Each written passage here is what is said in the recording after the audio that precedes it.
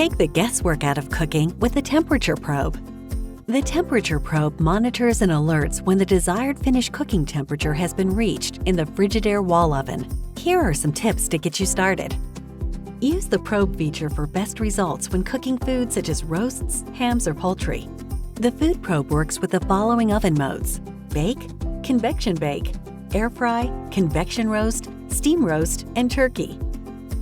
To use the temperature probe, insert the probe so that the probe tip rests inside the center of the thickest part of the meat or food. For best results, do not allow the probe temperature sensor to contact bone, fat, gristle, or the cookware.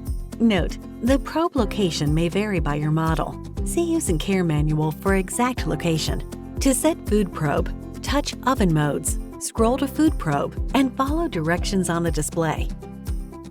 Now, let's go over some general tips for the probe. During cooking, the internal food temperature will display in the center of the screen. The oven temperature will be displayed at the bottom of the screen beside the cancel key.